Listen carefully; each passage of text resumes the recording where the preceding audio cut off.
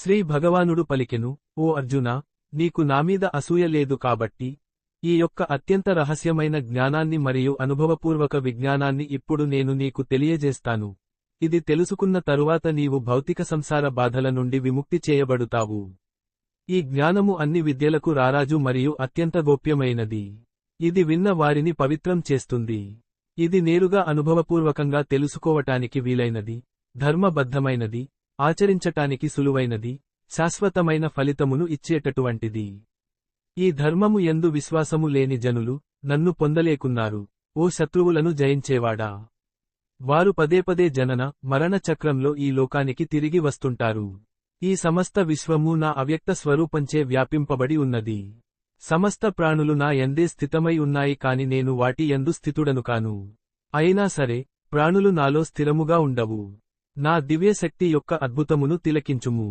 నేనే సమస్త ప్రాణుల సృష్టికర్తను మరియు నిర్వాహకుడను అయినా, నేను వాటిచే కాని లేదా భౌతిక ప్రకృతిచే కాని ప్రభావితము కాను.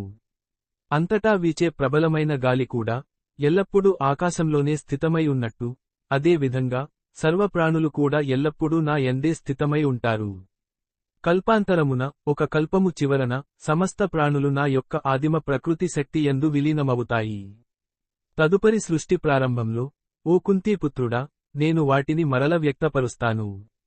నా ప్రాకృతిక, భౌతిక శక్తిని అధీనంలో ఉంచుకొని, ఈ అసంఖ్యాకమైన జీవరాశులను వాటి స్వభావాల అనుగుణంగా మరల సృష్టి చేయుచున్నాను. ఓ సిరి సంపదలను జయించేవాడా, ఈ కార్యములు ఏవీ నన్ను బంధించలేవు. నేను ఒక తటస్థ పరిశీలకుడిగా, ఈ కర్మలు ఏవీ నన్ను అంటకుండా అనాసక్తతతో ఉంటాను. నా యొక్క నిర్దేశంలో పనిచేస్తూ, ఈ భౌతిక శక్తి సమస్త చరాచర భూతములను జనింపచేయును. ఓ కుంతీపుత్రుడా! ఈ కారణం వలన భౌతిక జగత్తు మార్పుకు లోనగుచుండును, సృష్టి, స్థితి, మరియు లయములు. నేను నా సాకార మనుష్య రూపంలో అవతరించినప్పుడు, మూఢులు నన్ను గుర్తించలేకున్నారు. సకల భూతములకు మహేశ్వరుడైన నా వ్యక్తిత్వం యొక్క దివ్యత్వము వారికి తెలియదు. భౌతిక మాయా శక్తిచే భ్రమకు లోనైనటువంటి జనులు ఆసుర, నాస్తిక భావాలను పెంపొందించుకుంటారు. ఆ అయోమయ స్థితిలో, అభ్యుదయం, సంక్షేమం కోసం వారి ఆశలు వ్యర్థమవుతాయి. వారు ఫలాసక్తితో చేసే కర్మలు అన్ని నిష్ఫలమే మరియు వారి జ్ఞానము అయోమయ స్థితిలో ఉంటుంది. కాని, నా యొక్క దివ్యమైన శక్తిని ఆశ్రయించిన మహాత్ములు, ఓ పార్థ, నన్నే, శ్రీకృష్ణ పరమాత్మనే, సమస్త సృష్టికి ఆది, మూలమని తెలుసుకుంటారు. అనన్య చిత్తముతో, కేవలం నాయందే మనస్సు లగ్నం చేసి వారు నా భక్తిలో నిమగ్నమవుతారు. ఎల్లప్పుడూ నా దివ్యలీలలను, మహిమలను గానం చేస్తూ, దృఢ సంకల్పముతో పరిశ్రమిస్తూ, వినయముతో నా ముందు ప్రణమిల్లుతూ, నిరంతరం వారు నన్ను ప్రేమయుక్త భక్తితో ఆరాధిస్తుంటారు. మరికొందరు, జ్ఞాన సముపార్జన యజ్ఞములో నిమగ్నమై, నన్ను చాలా రకాలుగా ఆరాధిస్తారు. కొందరు నన్ను తమతో అభేదమైన ఏకత్వముగా చూస్తారు, మరికొందరు నన్ను తమకంటే వేరుగా పరిగణిస్తారు. ఇంకా కొందరు నా యొక్క విశ్వరూపము యొక్క అనంతమైన ఆవిర్భావములలో ఆరాధిస్తారు.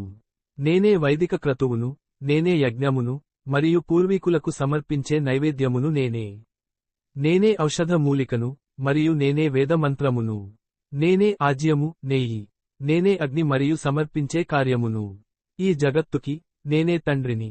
జగత్తుకి నేనే తల్లిని కూడా, సంరక్షకుడిని, పితామహుడిని నేనే.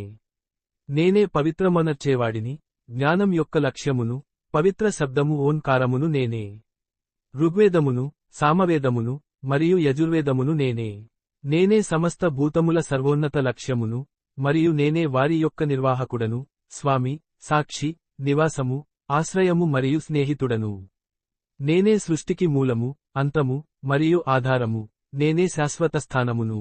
నేను సూర్యుని రూపంలో వేడిమిని ప్రసరిస్తాను, మరియు నేనే వర్షమును ఆపుతాను, కురిపిస్తాను. నేనే అమరత్వమును మరియు నేనే మృత్యు రూపంలో వస్తాను. ఓ అర్జునా, నేనే ఆత్మను, నేనే పదార్థమును కూడా. వేదములలో చెప్పబడిన సకామ కర్మకాండల పట్ల మొగ్గు చూపేవారు నన్ను యజ్ఞ యాగాదులచే పూజిస్తారు. యజ్ఞశేషము అయిన సోమరస పానము చేయటం ద్వారా పాపాలన్నీ పోయి, పవిత్రులైన వీరు స్వర్గలోకాలకు పోవటానికి ఆశిస్తారు. వారి పుణ్యకర్మల ఫలంగా వారు స్వర్గాధిపతి అయిన ఇంద్రుని లోకానికి వెళతారు, మరియు దేవతల విలాసాల భోగాలన్నీ అనుభవిస్తారు. స్వర్గలోకము యొక్క విశాలమైన భోగములు అనుభవించుటచే వారి పుణ్యఫలము అంతా తరిగిపోయిన తరువాత వారు తిరిగి భూలోకానికి వస్తారు. ఈ విధంగా భోగ వస్తు ప్రాప్తికై వైదిక కర్మకాండలను ఆచరించే వారు భూలోకానికి పదేపదే వచ్చిపోతుంటారు. ఎల్లప్పుడూ నన్నే స్మరిస్తూ మరియు నా యందు అనన్య భక్తిలో నిమగ్నమైన వారుంటారు. అలా నా యందే సతతము మనస్సు నిలిపిన వారికి లేనిదేదో అది సమకూర్చి పెడతాను మరియు వారికి ఉన్నదాన్ని సంరక్షిస్తాను. ఓ కుంతీపుత్రుడా, ఇతర దేవతలను శ్రద్ధతో ఆరాధించే వారు కూడా నన్నే పూజిస్తారు. కాని అది వారు తప్పుడు పద్ధతిలో చేసినట్టు. సమస్త యజ్ఞములకు భోక్తను, ఏకైక స్వామిని నేనే. కాని నా ఈ యొక్క పరమేశ్వర తత్వమును తెలుసుకొనని వారు తిరిగి పుట్టవలసినదే. దేవతలను పూజించే వారు దేవతల యందు జన్మిస్తారు. పితృదేవతలను ఆరాధించేవారు పితృదేవతల దగ్గరకి వెళ్తారు. భూతప్రేతములను అర్చించువారు అలాంటి వాటిల్లో పుడతారు. మరియు నా భక్తులు నన్నే చేరుకుంటారు. నాకు ఎవరైనా భక్తితో ఒక ఆకుగాని, ఒక పువ్వుగాని, ఒక పండుగాని, లేదా నీరైనా గాని సమర్పిస్తే, ఆ స్వచ్ఛమైన మనస్సుగల నా భక్తునిచే ప్రేమతో ఇవ్వబడిన దానిని నేను సంతోషంగా ఆరగిస్తాను.